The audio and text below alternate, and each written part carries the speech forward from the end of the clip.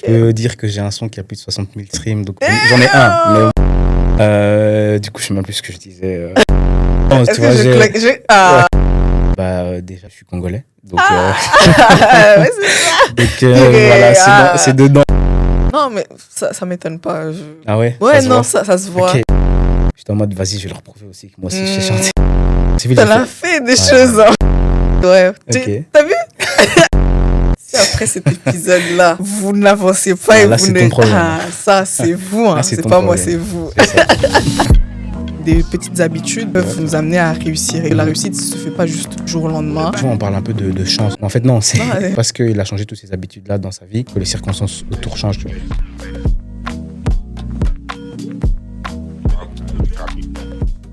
Hello tout le monde. Salut. J'espère que vous allez bien. Aujourd'hui, je suis en compagnie de Divic. Bonjour. Franchement, c'est un plaisir d'être accompagné de toi et que tu aies accepté mon invitation. Avec grand plaisir. Déjà, tu pourrais te présenter, nous dire un peu qui tu es, qu'est-ce que tu fais là en fait. Donc, vas-y. Je m'appelle Divic. Je suis créatif, vidéaste, directeur artistique, photographe. Je suis aussi créateur de contenu. Et j'ai été invité par Serena sur ce magnifique podcast. Yeah. Donc, voilà, plaisir vraiment partagé. Merci d'avoir pensé à moi. Let's go, avec plaisir.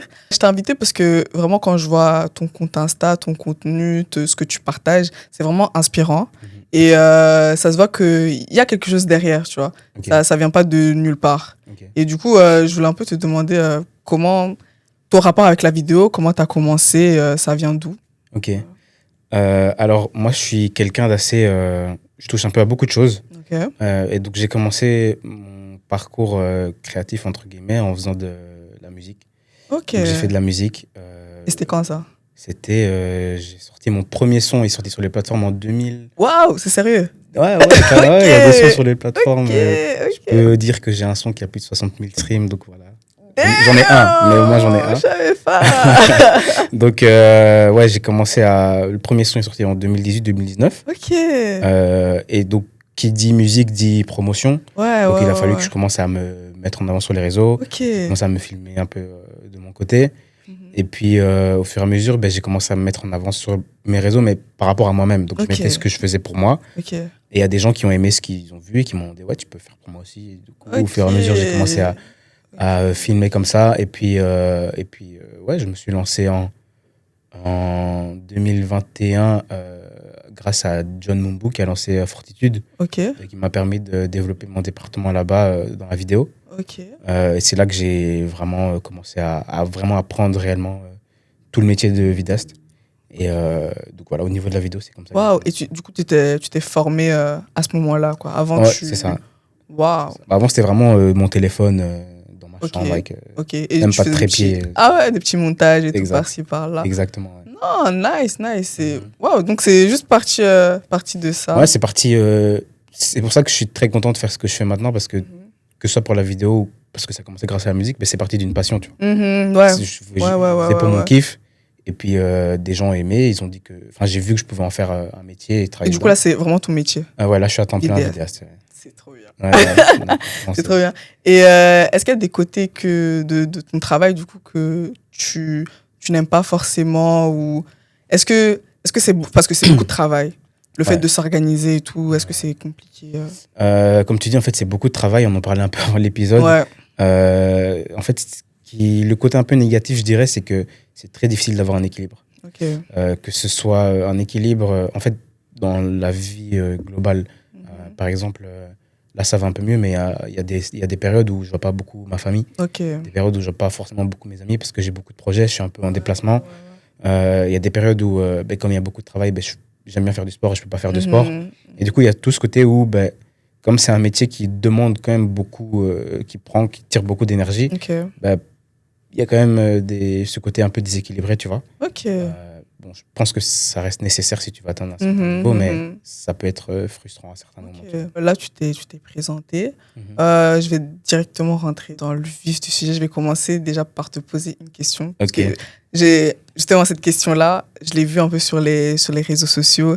J'ai vu même, tu as remis en story. Ouais. Tu as posé cette question. C'était est-ce qu'on est créatif ou on le devient? est-ce que la créativité est innée ou acquise? Et c'est une question que je me suis déjà posée et j'ai vu sur les stories de beaucoup de gens leur réponse, mais j'ai vu que c'était pas ma réponse à moi. Et du coup, je me demandais, mais toi, qu'est-ce que t'en penses? Donc, bon, je sais pas si ma réponse sera la même que la tienne. On verra. Mais du coup, c'est une question quand même un peu difficile. Moi, je le vois comment? En fait, je vois la créativité comme un muscle. Et donc, pour moi, comme tout muscle, de manière générale et naturelle, on va dire, tout le monde naît avec les mêmes muscles. Donc, pour moi, tout le monde naît avec la créativité. Et d'ailleurs, on le voit avec les enfants, parce que tous les enfants sont créatifs, on dessine tous, on fait des scénarios avec des poupées, on fait vraiment plein de trucs. Et donc, pour moi, c'est juste que, comme tout muscle, on le voit quand quelqu'un a un plâtre, par exemple, le muscle est immobilisé, et après, ça devient difficile de l'utiliser. Et donc, pour moi, la créativité, c'est la même chose. Ça veut dire que quand on est enfant, on a tous de la créativité, et que ce soit à cause du monde, à cause de nos parents, à cause de nous-mêmes, de nos choix, on arrête d'utiliser ce muscle-là, qui est la créativité. Mais comme c'est un muscle, il y a ce qu'on appelle la rééducation qui est possible. Donc pour moi, tout le monde peut pas devenir, mais redevenir créatif. Parce que c'est déjà en nous.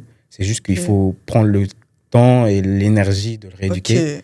Et donc, au plus longtemps le muscle de la créativité est immobilisé, au plus longtemps il faudra travailler, plus d'efforts fournir pour le retrouver. Mais je pense que tout le monde doit être créatif. Tout le monde est appelé à être créatif.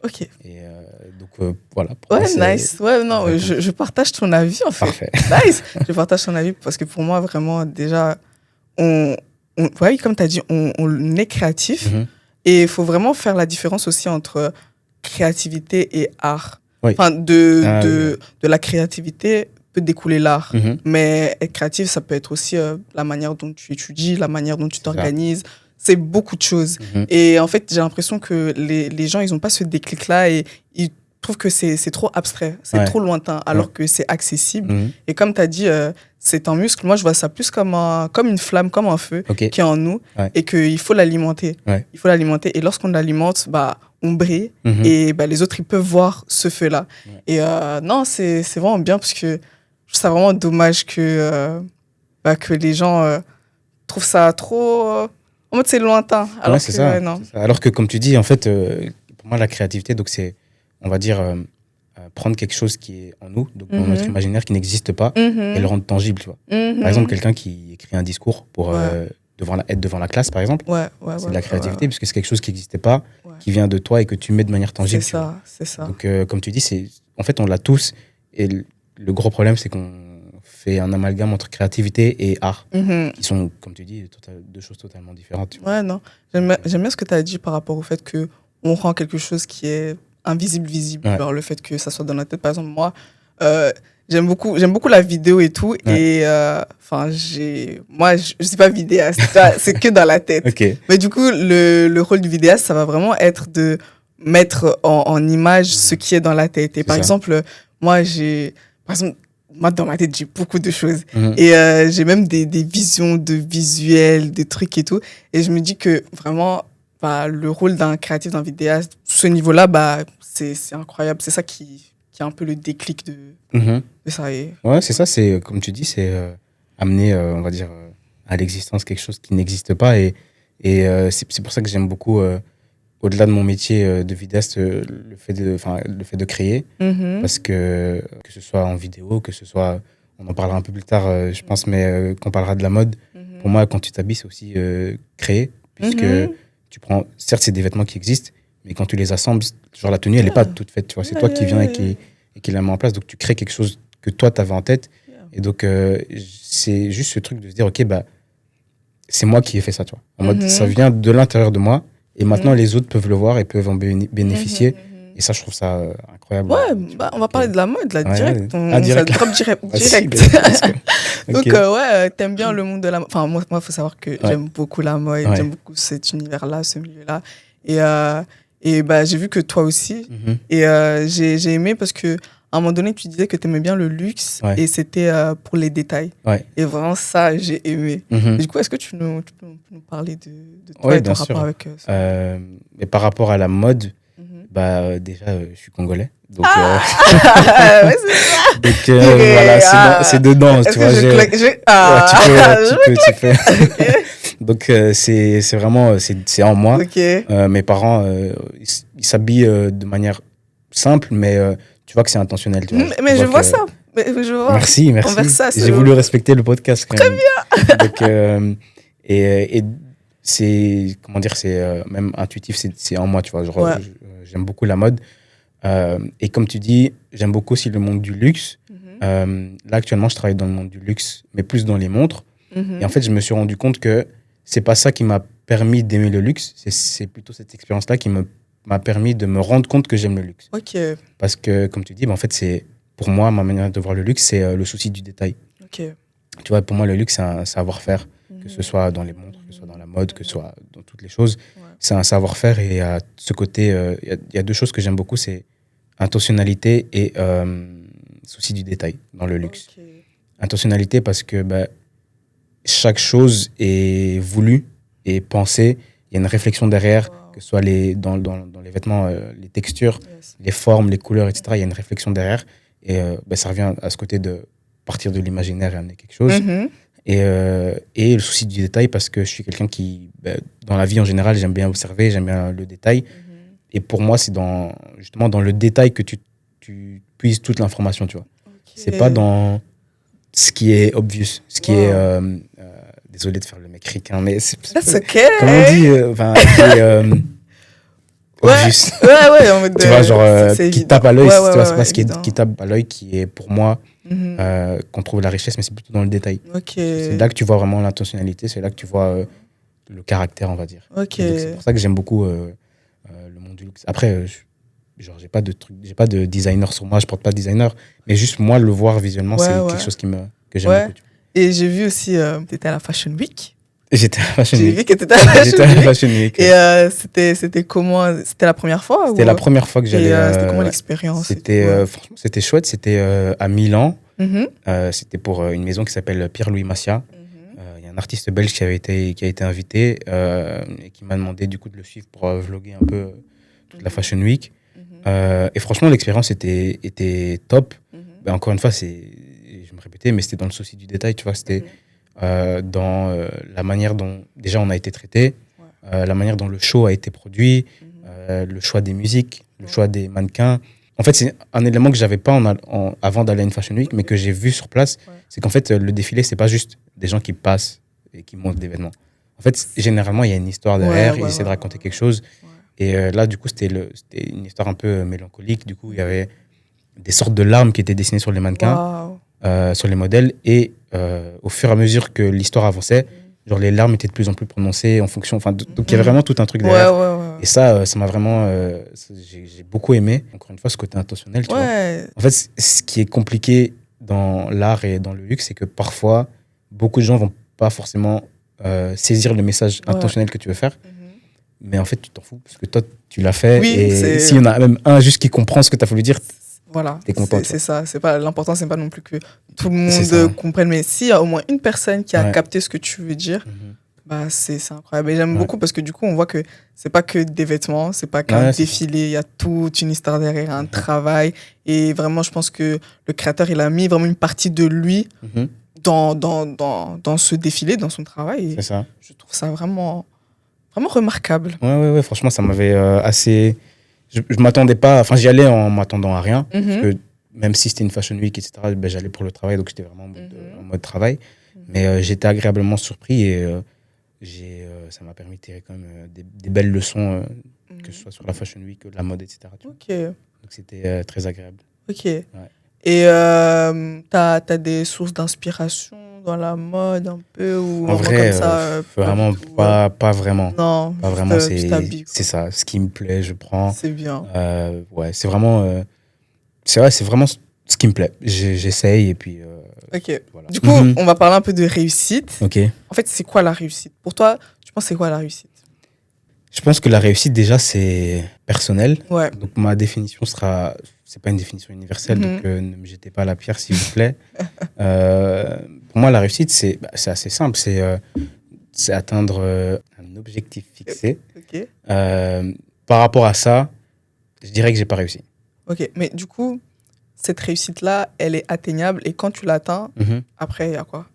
En fait, c'est exactement ce que j'allais dire, c'est que il y a peut-être 1 an ou 2, non, 1 an et demi, je dirais, j'ai, entre grands guillemets, arrêté de me poser des objectifs. Okay.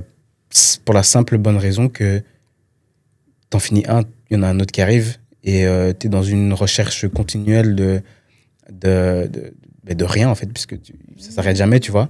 Tu cours après une pierre qui roule sur une montagne, donc tu t'arrêtes jamais. Quand je veux dire des objectifs, c'est par rapport à ma carrière, tu vois. J'ai plus d'objectifs. Avant, j'étais en mode, je veux faire une pub pour Nike. Je veux travailler avec telle personnalité, etc. Mais en fait, je me suis arrêté de me poser ce genre d'objectifs-là, parce que, comme j'ai dit, je vais faire une pub avec Nike, après je vais être en mode, ok, en fait, maintenant, je vais faire une pub avec Louis Vuitton. Enfin, tu vois, et du coup, tu t'arrêtes jamais.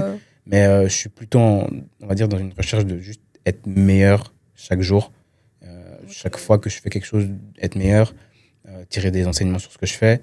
Et ouais, c'est ça, en fait, c'est plutôt ça mon objectif. Et je pense que à ce niveau-là, j'ai réussi, puisque j'essaie à chaque fois d'être meilleur. Et donc, dans ce sens-là, je pense que j'ai réussi, entre grands guillemets, mais je ne veux pas me limiter non plus tu vois, avec des objectifs. Ok, c'est intéressant, mais moi je vois ça, enfin les objectifs que je vais me fixer, je vois ça un peu comme des indicateurs.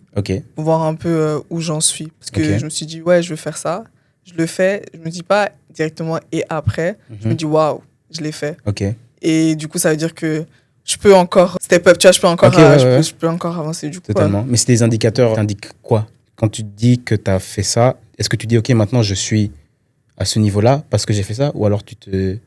Mais après, c'est moi et mes attentes. Mais c'est pour essayer de comprendre. Oui, c'est moi et mes attentes. Disons, je sais pas, même un bête truc à l'école. À l'école, je réussis mon année. Tout mon but, c'est de réussir mon année. Je réussis mon année. Et je me dis, waouh, je l'ai fait.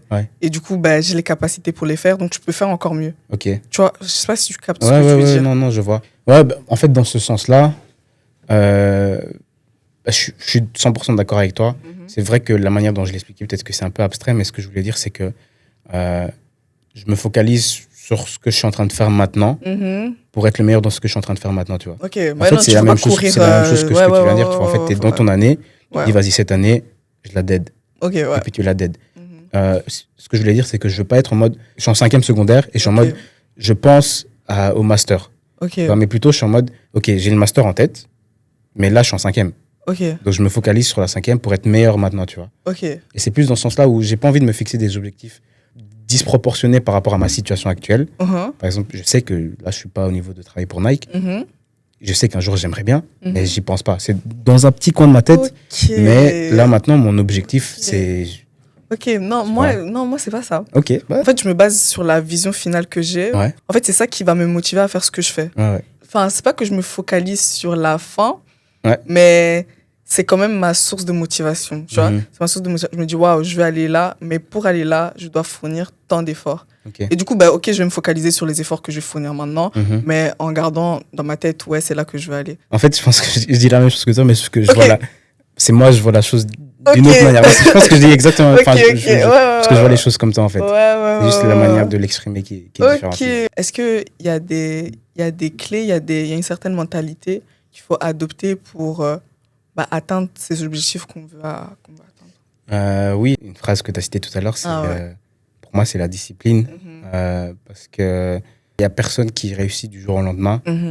La plupart des gens qu'on voit qui sont à certains niveaux, et même des gens on a l'impression qu'ils apparaissent du jour au lendemain, qu'ils ont un succès comme ça d'un coup, c'est des gens qui ont eu beaucoup de périodes peut-être d'échecs, beaucoup de périodes difficiles. Et je pense que pour moi, la plus grande qualité à avoir, c'est la résilience et la discipline, tu vois, parce que tu n'auras jamais rien tout de suite. Donc, il faut vraiment que tu continues, même quand c'est dur, quand il n'y a rien qui fonctionne, il faut que tu continues. Et c'est ça aussi qui m'a personnellement beaucoup aidé, tu vois, pour être là où je suis maintenant, où j'ai commencé à faire des vidéos pour des mariages, à faire des vidéos pour des anniversaires, des events, etc., où j'étais peu ou pas payé.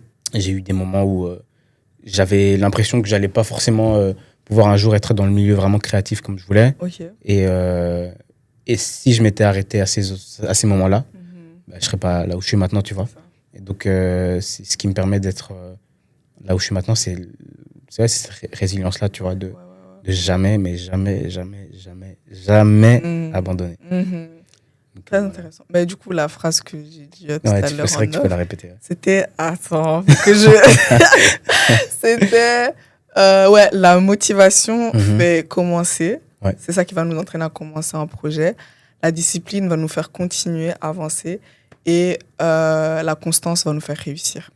Et j'ai trouvé cette phrase dans un livre. Et ben justement, ce livre-là, c'est Effet cumulé. Et du coup, ils expliquent que des petites habitudes peuvent nous amener à réussir. Et que la réussite ne se fait pas juste du jour au lendemain. Ouais. C'était pas juste un événement ponctuel.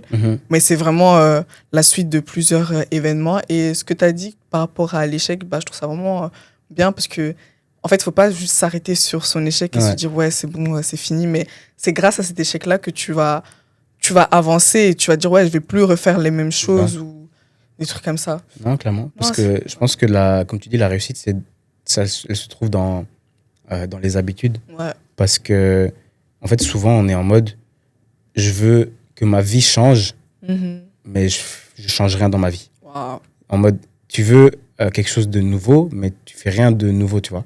Et c'est un truc que j'ai compris un peu récemment, c'est que la réussite, souvent on parle un peu de chance, en mode oui, lui, il a de la chance, etc. Mais en fait, non, c'est une accumulation de tout ce qu'il a, vécu, comme tu as dit, qui lui ont permis de, ok, là, je me rends compte que cette habitude-là, ça va pas. Donc, il faut que je change ça. Et je change ça, et puis je change ça, et puis je change ça. Et puis, en fait, il est prêt à recevoir la chance, en fait, tu vois. Et c'est parce qu'il a changé toutes ces habitudes-là dans sa vie et que les circonstances autour changent, tu vois. Et trop souvent, on est en mode, je veux que tout change, mais tu restes là et tu fais la même chose qu'avant, tu vois. Et ça, c'est impossible. Impossible de pour ça, il faut vraiment avoir un déclic. Ouais. Et aussi, l'environnement, je trouve, joue beaucoup. Ouais, quand oui, même. 100%. L'entourage, l'environnement. Il faut avoir ce déclic-là et se dire qui je suis, qu'est-ce que je veux faire, pourquoi. Enfin, faut se poser des questions. Enfin, vraiment, s'il vous plaît. S'il vous plaît, par pitié. Posez-vous des questions. Ah, ouais. Et je pense que c'est comme ça que vous allez comprendre un peu qui vous êtes et en apprendre plus sur votre identité. Ouais. Et c'est ça qui va aussi rallumer ce feu-là de la créativité et qui va nous aider tous à avancer, tout simplement. Ouais, non, clairement, 100%. Je pense que c'est aussi une des qualités qui m'a permis... c'est une qualité, c'est pas vraiment une qualité de base, mais c'est une qualité pour moi, c'est que je suis dur avec moi-même. Okay. Ce qui fait que je me remets tout le temps en question par rapport aux choix que je fais. Ok, là j'ai fait un truc, ça s'est passé comme ça. Est-ce que j'ai pris la bonne décision, etc. Ce qui fait que ça me permet d'évoluer, tu vois, parce que comme tu as dit, je me pose les bonnes questions. Posez-vous les bonnes questions. Donc, ouais, non, c'est bien le fait que tu dises que tu réfléchisses beaucoup. Et j'aimerais bien soulever un point. Il y a des gens, ils réfléchissent beaucoup, mais c'est ça qui va les s'entraîner à ne pas avancer et ça cause la procrastination et c'est pas bien. Du coup, toi c'est bien parce que tu fais et tu réfléchis par rapport à ce que tu as fait. Tu dis comment je vais avancer, comment je vais mieux faire, tu vois. Du coup, non, nice. Mais de base, je suis je sais pas si on dit un surpenseur, overthinker. Donc je pense, même avant de faire, je réfléchis quand même énormément. Mais en fait, je me force à faire. Il faut. Parce que sinon, tu restes bloqué sur place, tu n'avances pas. Et puis, j'avais vu un truc qui disait que les gens qui réussissent le plus souvent, ce sont les personnes qui réduisent le temps entre la pensée et l'exécution. Tu vois. Et c'est ce que je me force à faire, c'est que, vas-y, ça ne va pas être parfait tout de suite. Ouais. Ok, peut-être que je vais me foirer, mais au moins je l'aurais fait. J'en tire les leçons et puis je fais mieux après. Tu vois. Donc, c'est... De base, je suis pas comme ça, mais je me suis aussi forcé. Encore une fois, c'est une habitude que j'ai prise. C'est une habitude. Ça s'accumule aussi. C'est ça. Par rapport à ton travail et tout, je pense que, aussi dans la réussite, dans la notion de réussite, ce qui est important, c'est aussi vouloir laisser sa marque, vouloir impacter. Est-ce que tu partages cet avis-là? Est-ce que dans ton travail, tu veux quand même que on sache que c'est Divi qui a fait ça, tu vois. On voit ta patte et on reconnaisse et que t'as impacté en faisant ce qui sort de toi. Tu vois. Ah non, clairement. Okay. Ça, je suis 100% d'accord. Il y a beaucoup de gens qui sont en mode qui sont pas forcément content quand quelqu'un les copie. En fait, moi, je trouve que c'est un des meilleurs compliments, tu vois. Vraiment. Ça veut dire que vraiment, en fait, ce que tu as fait, la personne s'est dit, ah ouais, c'est fort, je vais faire la même chose, tu vois. C'est ça. Et donc, pour moi, j'ai reçu un moment cette semaine, je pense que la semaine passée, une réponse à une vidéo que j'ai faite. Quelqu'un qui disait, quand j'ai vu la vidéo, j'ai compris directement que c'était toi. Et c'est un des meilleurs compliments que tu peux donner à un créatif, c'est que tu vois qu'il y a une patte artistique qui est là. Mais au-delà de ça, pour moi, impacter, c'est au-delà du fait que les gens reconnaissent ta patte, c'est plutôt qu'est-ce que les gens en tirent. Tu vois. Et c'est une question que je me pose beaucoup dans mon travail. C'est est-ce que ce que je fais influence positivement les personnes qui vont regarder? Est-ce que au-delà de ce que les gens vont dire, ok, ouais, c'est beau, c'est joli, etc., c'est bien fait, est-ce que les gens se disent, purée, ça me motive? Est-ce que les gens en regardant se disent, ok, j'ai envie de faire pareil, voire faire mieux? Et donc ça, c'est plutôt cette question-là que je me pose quand même assez souvent. Après, c'est difficile de le faire quand tu fais des projets clients, parce que tu dépends du client. Mais c'est pour ça que j'ai commencé petit à petit parce que j'aime bien parler. Je fais des petites vidéos de motivation, etc. Parce que pour moi, c'est ça mon objectif ultime, c'est avoir un impact positif et motiver et impacter les gens pour que les gens puissent se lancer. Tu vois. Parce qu'en vrai, de vrai, j'ai rien de plus que n'importe qui. C'est juste que j'ai osé et j'ai jamais lâché. Tu vois. C'est la seule différence. Et c'est vraiment juste faire comprendre ça aux gens que tout est possible. C'est ça, finalement, c'est ça le but de Sim Podcast, en fait. Finalement. Non, le fait de oser, de se lancer, parce que je pense qu'on a tous hésité avant de se lancer, même, je pense, la musique. Alors, par rapport à la musique, tu chantes, tu fais les prods, je suis autodidacte dans quasi tout ce que je fais et en fait, j'aime bien faire les choses moi-même. Ok. Donc, je faisais mes prods, je chantais, je m'enregistrais, je mixais. Waouh! Vraiment, là, je faisais la cover, vraiment tout de A à Z. Waouh! Et les prods, t'as appris ça comment? Parce que moi, j'essaie d'apprendre à faire des prods, mais c'est compliqué. En fait, j'ai commencé parce que je fais de la guitare. Ok. Et du coup, au début, toutes mes prods, c'était de la guitare. Puis j'ai appris petit à petit avec YouTube, etc. Donc, ouais, c'est comme ça que j'ai commencé. Tu allais dire justement la musique. Au début, je n'osais pas non plus. Parce que, pour t'expliquer, dans ma famille, tout le monde chante. Et tout le monde chante très bien. Mais depuis tout petit, je suis un des seuls qui ne chante pas très bien. Donc, c'était un peu un sujet tabou qui me saoulait quand j'étais petit. Et du coup, c'était compliqué pour moi d'être satisfait de ma voix, satisfait de ce que je faisais. Mais encore une fois, je me suis forcé à le faire. Et je ne regrette pas parce que c'est ce qui m'a permis d'être là maintenant. Et j'aimais beaucoup la musique parce que je recevais aussi beaucoup de messages au-delà du fait que les gens aimaient bien ma musique. C'était des gens qui disaient j'étais pas bien, j'écoutais ta musique et ça allait mieux, des trucs comme ça. Et pour moi, ça c'est... Je pourrais ne jamais travailler avec certaines personnes si j'ai que des messages comme ça, je suis content. Ça, c'est l'impact. Même moi, le dernier épisode que j'avais sorti avec Adriana, en fait, pendant qu'on faisait l'épisode, on n'allait pas forcément se dire les conséquences et ce que ça allait réveiller chez les gens. J'ai reçu des pavés, des messages. Et vraiment, ça m'a touchée. Je me suis dit, waouh. Et pour moi, ça, c'est un des marqueurs qui disent, pour moi, pour certains, peut-être c'est petit, mais pour moi, c'est la réussite, en fait. Clairement. Des gens qui s'identifient à ce que tu dis et qui comprennent la vision et qui se sentent concernés vraiment.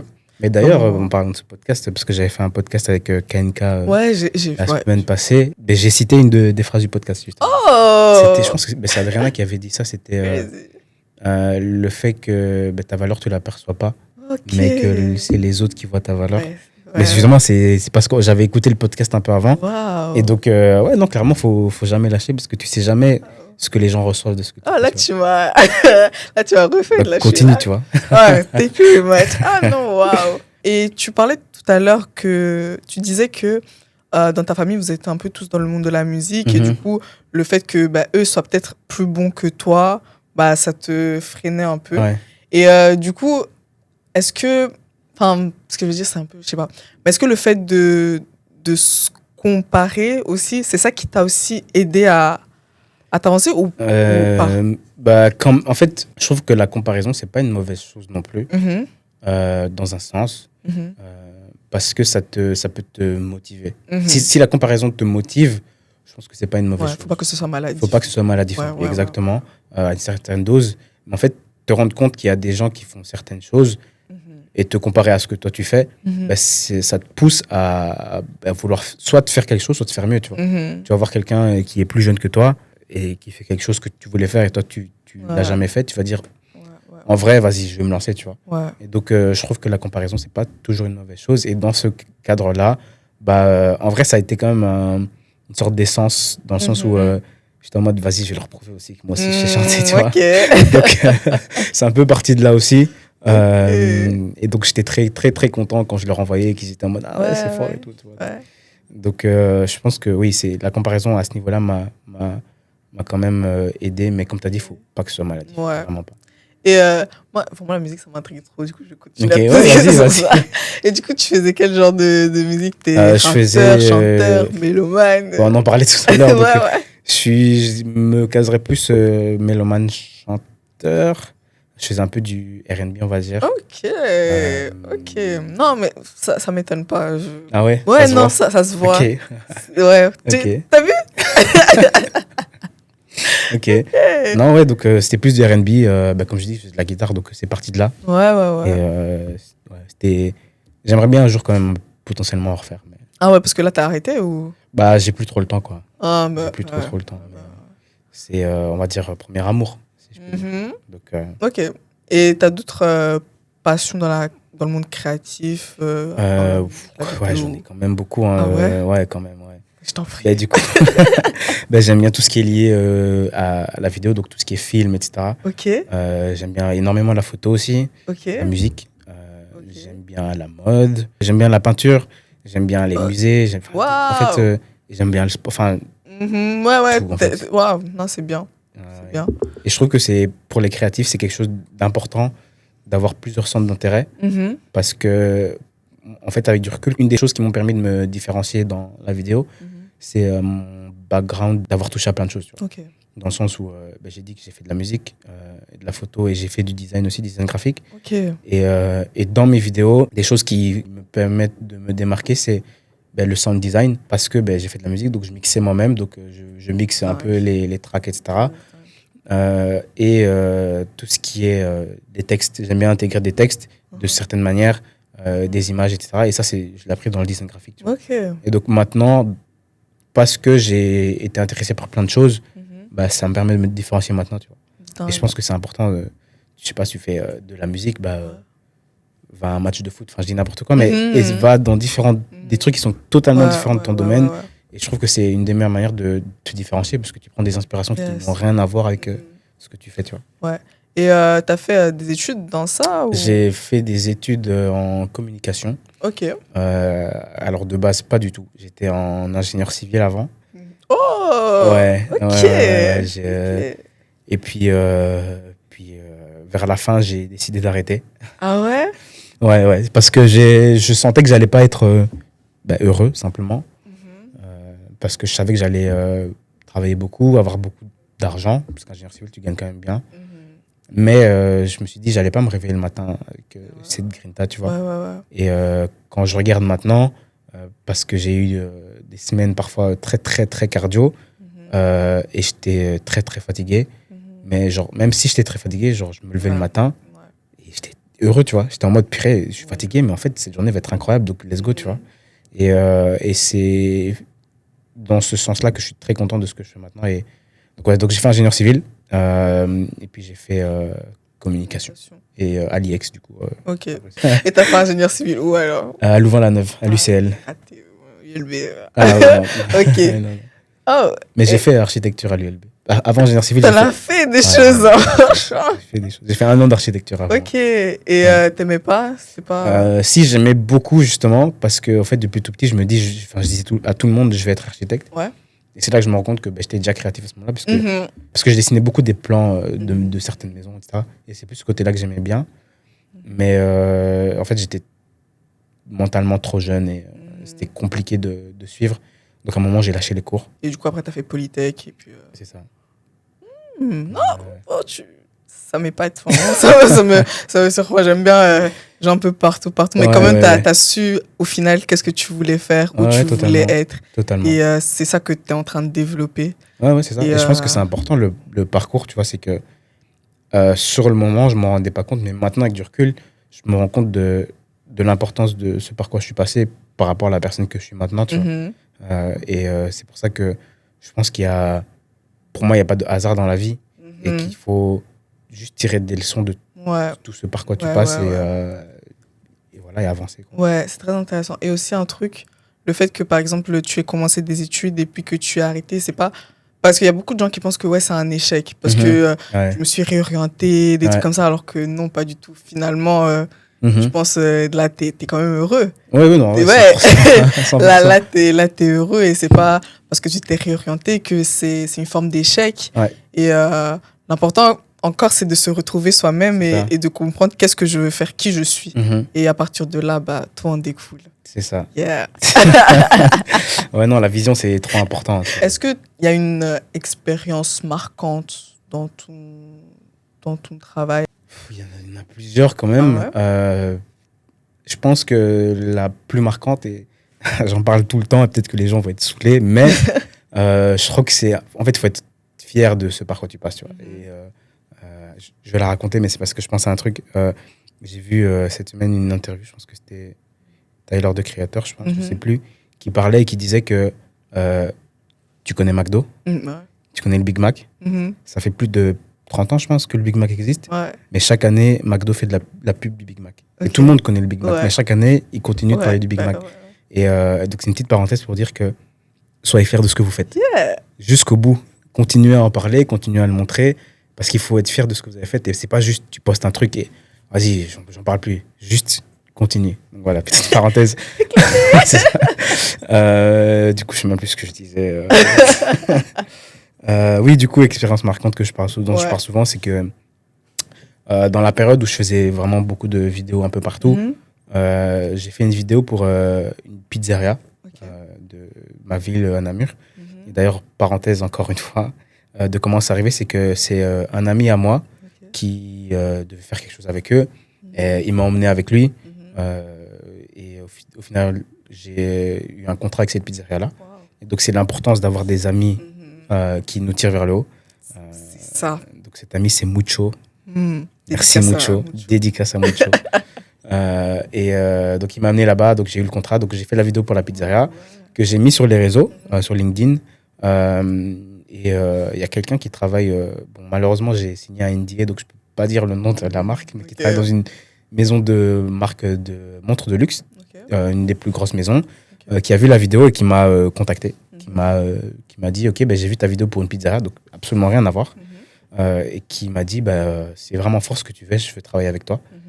Et du coup, là, ça fait 2 ans que je travaille avec cette marque de luxe, tout le temps. Enfin, on est en collaboration continue. Et juste parce que j'étais avec mon pote accompagné à une pizzeria pour faire un truc, tu vois. Donc, c'est une des expériences les plus marquantes que j'ai pu avoir. Donc, non, c'est bien. Là, tu parles de l'entourage qui est très important. Les gens qui vont te tirer vers le haut. Et c'est avec ces gens-là qu'il faut avancer, en fait. Oui. C'est important. Et aussi le fait que tu l'aies mis sur LinkedIn. Même si c'est un bête truc, on va dire, tu l'as mis et c'est ça qui, par après, t'a permis de décrocher cette opportunité. 100%. Et il ne faut pas négliger... En fait, il ne faut vraiment pas négliger ce que vous faites au quotidien.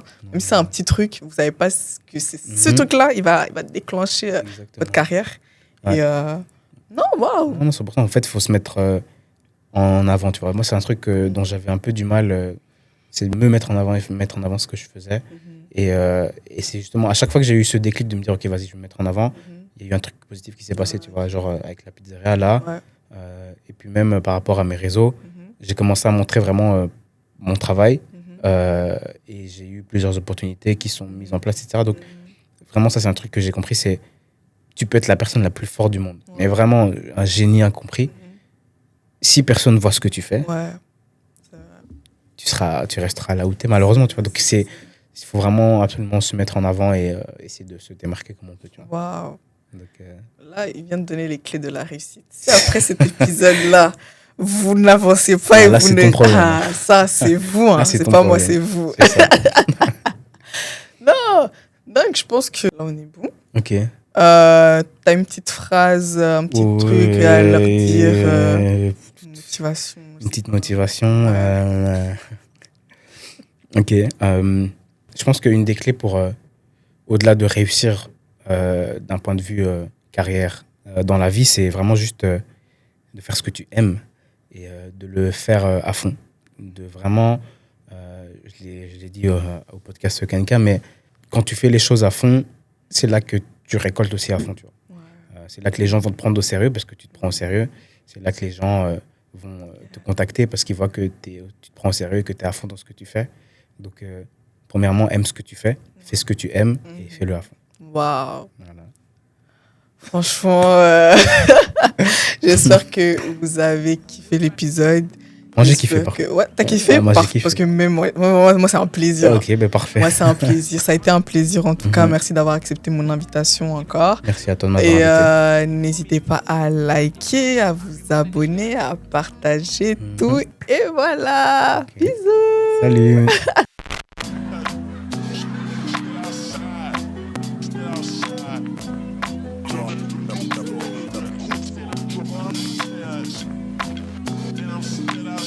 Still outside.